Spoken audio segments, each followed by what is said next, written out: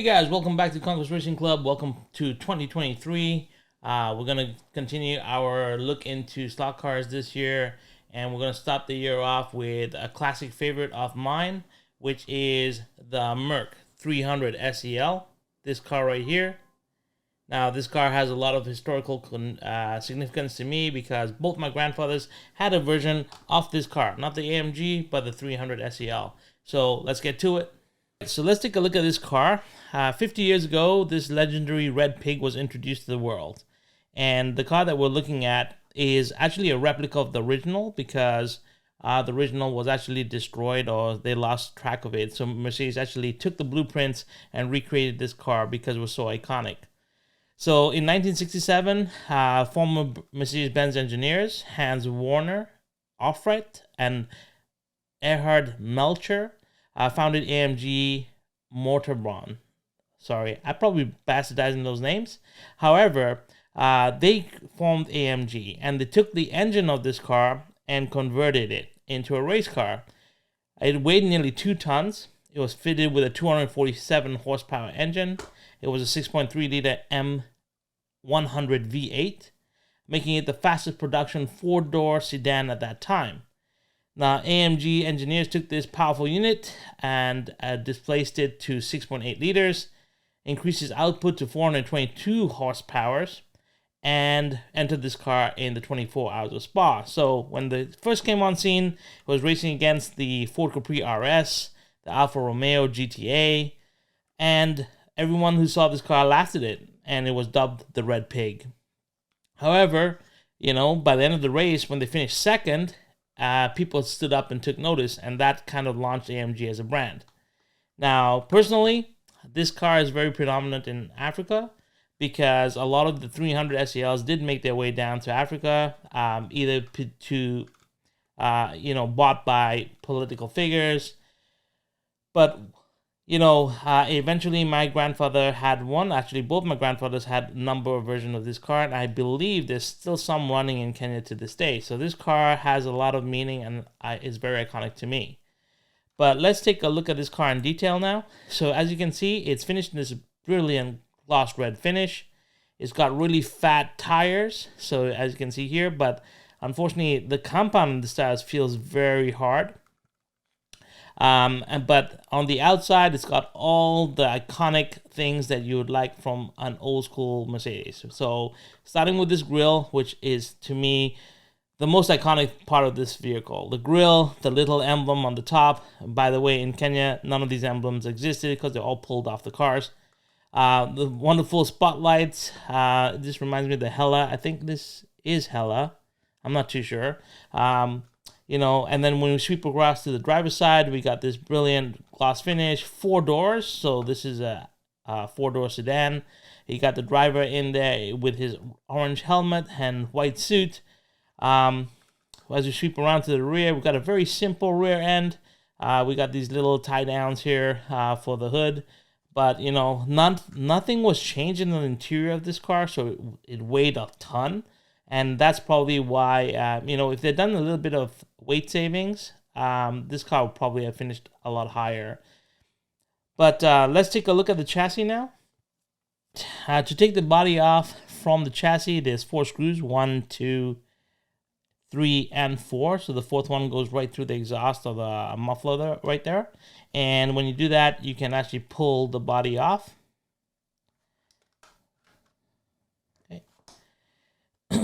And the body has another little secret here. If you undo this screw right here,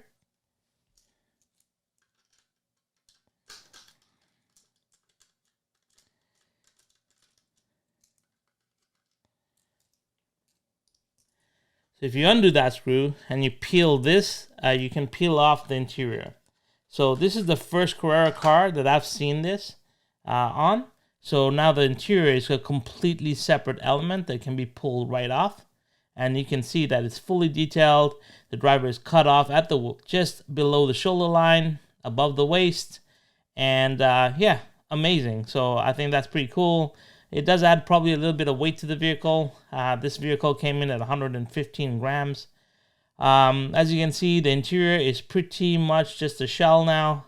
And You know, pretty cool. I mean, you could run the car without the interior maybe to make it lighter, but I don't think this is what the car is for. This is really a collector's car. Now, Home Racing World does a really good video where he breaks down the negatives of this car, and I'd say that there's a lot of positives, which is the exterior is really good, but then when it comes down to the chassis, it is not what you expect from a race car. And that's not, Carrera doesn't make true type race cars like NSR, but this chassis in particular has a lot of issues, starting with the front wheels.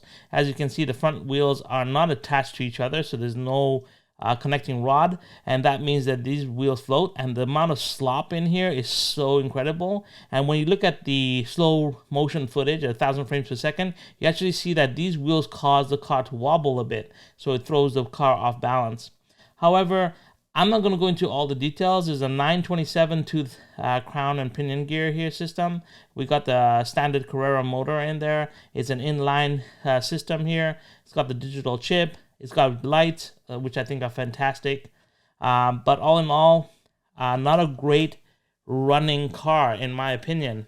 But from the overall, my overall impressions of the car are it's an amazing collector's car, just not a great running car. But if you want more details about the internals and everything wrong about it, or anything that you can do to fix it, because Home Racing World does fix it, I'm going to put that link to the video in the description below.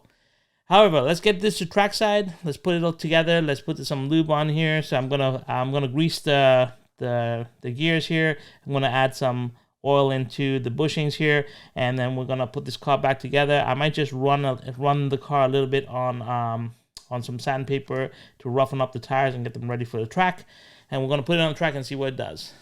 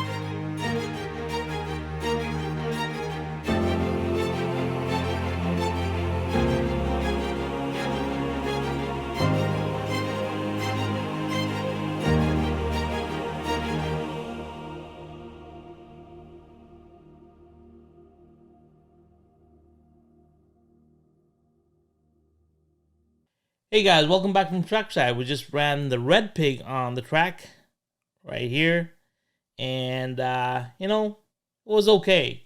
Let's look at the results and see where we're at with this car. Putting on the track, we got a 4.794 seconds, which is decent. But let's take a look at where it stacks up. So let's enter into this car here. Now, guys, if you really wanted to see all the cars that I've run, and I keep a track of every car that I run on DDT, you can look for it at conquestgamingclub.com. And once you get there, you can actually see all the cars. So let's look at the specs first. It's 117 grams, this car, which is pretty heavy. It's got a pretty long wheelbase, which is expected. It got really nice details all across the car, which I really like. But where does it stack up? So let's look at the leaderboard. So 4.794 seconds is actually a very slow car on this track. So it's probably on page number 4, I believe. Oh, it made it to page number 3. So let's see here. Page number 3, 4.794 seconds means the Mercedes AMG Beats is in line with the Aston Martin Vantage GTE, which is kind of surprising, but I think this car was running on worn tires. It's next to the Di Tommaso Pantera, which is expected once again because this car has a long wheelbase and a little bit tail happy.